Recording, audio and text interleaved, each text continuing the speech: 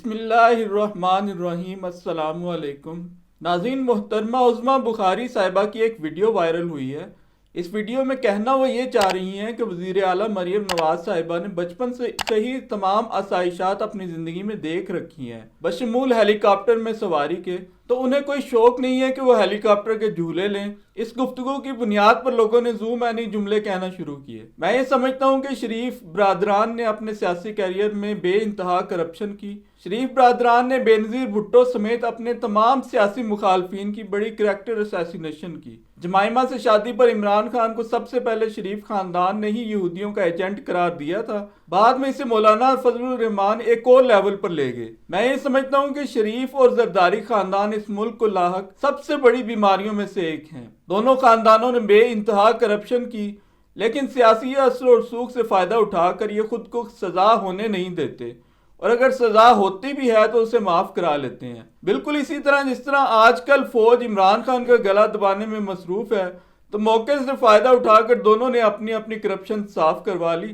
آج حسن نواز اور Hussain Nawaz even field, العزیزیہ اور فلیگ شپ ریفرنسز میں بری ہوئے ہیں۔ حالانکہ مریم نواز نے فرمایا تھا کہ میری لندن تو کیا پاکستان میں بھی کوئی پراپرٹی نہیں، اور پورے خاندان کے بیانات میں تضاد تھا۔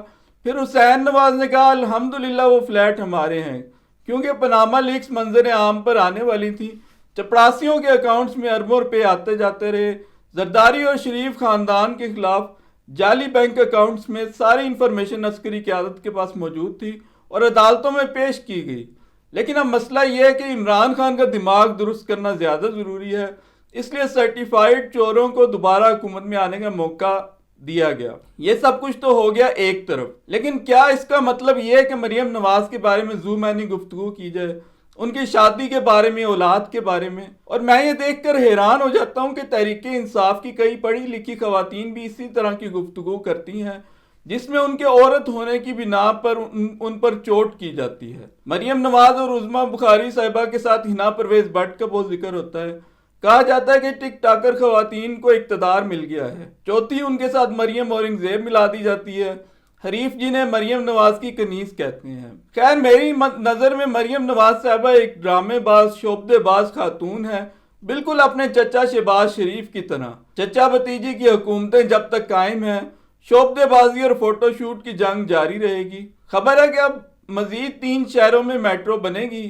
اس ملک میں اب ٹرانسپورٹ کے لگژری منصوبے بنانے کے چکر میں ہے، جس کا بال قرضے میں جکڑا ہوا ہے، جس کے پاس کھانے کو نہیں، علاج کو نہیں، اور وہ ٹرانسپورٹ پہ سبسڈیاں دیتا پھرے گا۔ لیکن عظمیٰ بخاری جیسے کریکٹرز جو ہیں وہ ہماری سیاست میں عام ہیں۔ پہلے جب وہ پیپلز پارٹی میں تھیں تو شریف خاندان پر اٹیک کیا کرتی تھیں۔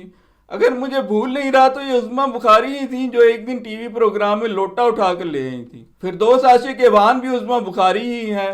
فیاض الحسن چوہان جب تحریک انصاف میں تھے تو لگتا تھا کہ ان جیسا نظریاتی شخص اور کوئی نہیں ہے، اور جب تحریک انصاف سے رخصت ہوئے تو نیزہ اٹھا کر عمران خان پر حملہ کر دیا۔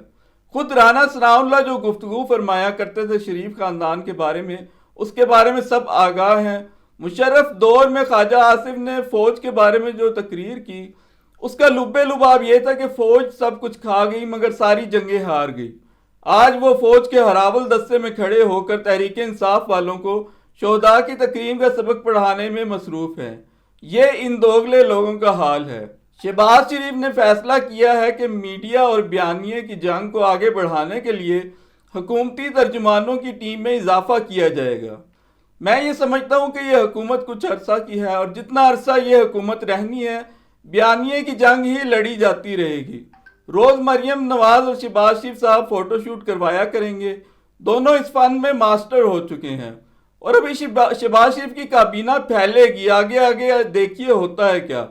جب وہ پی ڈی ایم کے وزیر اعظم تھے تو 76 وزراء اور مشیروں کے ساتھ دنیا کی سب سے بڑی کابینہ کے مالک تھے۔ شہباز شریف اگر ڈالر اور تیل کی قیمت ہی کنٹرول کر لیں تو انہیں ترجمانوں کی کیا ضرورت؟ مہنگائی کنٹرول ہو جائے گی، ہسپتالوں اور اسکولوں کی صورتحال بہتر بنائیں، روزگار کے مواقع پیدا ہوں، بیرون ملک سے انویسٹمنٹ آئے۔ انہیں حکومتی ترجمانوں کے ساتھ بیانیے کی جنگ لڑنے کی ضرورت ہی پیش نہیں آئے گی۔ لیکن شہباز شریف اول و آخر شعبدے باز ہی ہیں۔ وہ ہزاروں تباہ حال سکولوں کو بہتر کرنے کی بجائے 10-12 چمکتے دمکتے دانش سکول بنا دیں گے۔ पुलिस और अमनो अमान की सूरत हाल बेहतर बनाने के इंतहाई मुश्किल काम की बजाय 1-1.5 अरब रुपया लगाकर एक नई फोर्स बनाने की कोशिश करेंगे। वो तबाह हाल अस्पतालों को कभी फंड नहीं देंगे, बल्कि एक नया अस्पताल बनाकर उसका इफ्तिताह करेंगे। हर वो चीज़ जो मेट्रो की तरह दूर से नज़र आती हो, सतह ज़मीन से 10-20 फीट बुलंद हो और जिसका इफ्तिताह कैमरों और रोशनियों की चकाचौंध में किया जा सकता हो, सिर्फ उस पर अमल किया जाएगा बस। रावलपिंडी की इंसदाद दहशतगर्दी अदालत में सानिया 9 मई की समाअत हुई। अदालत ने वजीर आला खैबर पख्तूनख्वा अली अमीन गंडापुर समेत 12 मुल्जिमान के वारंट गिरफ्तारी जारी कर दिए। 9 मई को तहरीक इंसाफ के कम अज कम 5 कारकुन कत्ल हुए और 3 अगले 2 दिन में। 9 मई को तहरीक इंसाफ के कम अज कम 5 अरकान कत्ल हुए और 3 अगले 2-3 दिनों में जाँ बहक हो गए। इन गरीबों का खून नाहक किसी को याद नहीं, वो जो तारीक राहों में मारे गए। पॉलिसी साजों का फैसला अगर ये है कि सूबों को एक दूसरे से और मरकज से लड़ाना है तो कोई क्या कर सकता है। जाहिर है कि एक वजीर आला जो अपनी जमानतें कराता फिर रहा हो और गिरफ्तारी से बचने की तदबीरें करता फिर रहा हो, वो सूबे में क्या डिलीवर करेगा। हद तो यह है कि इमरान खान को 9 मई का जिम्मेदार ठहराया गया, हालांकि उन्हीं की गैर कानूनी और तज़हीक अमेज गिरफ्तारी ही से तो हंगामे शुरू हुए थे। उल्टा चोर कोतवाल को डांटे और जो चाहे आपका हुस्न करिश्मा साज करे। लेकिन मैं सोचता हूं कि अगर यही काम खैबर पख्तूनख्वा हुकूमत ने लीगी लीडरों या इस्टेब्लिशमेंट के करीबी लोगों के साथ पख्तूनख्वा में करना शुरू कर दिया तो फिर क्या होगा।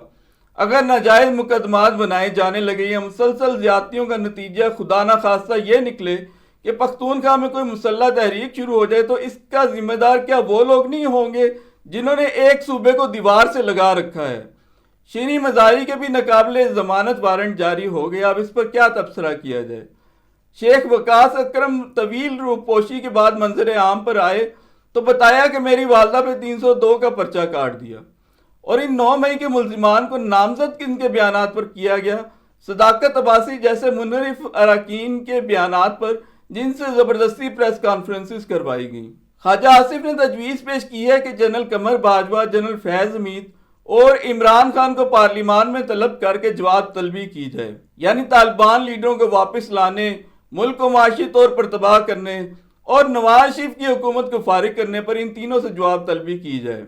ख्वाजा आसिफ को याद दिलाता चलूं कि फौज की हिमायत से ही आप इस वक्त एक लूली लंगड़ी फार्म 47 की हुकूमत बनाने में कामयाब हुए हैं। फौज अपनी हिमायत खींच ले, आपकी सारी हुकूमत धड़ाम से नीचे आ गिरेगी। कमान की तब्दीली के बाद भी फौज आज भी उन्हीं खतूत पर आगे बढ़ रही है जो जनरल बाजवा उसके लिए मुतय्यन कर गए थे।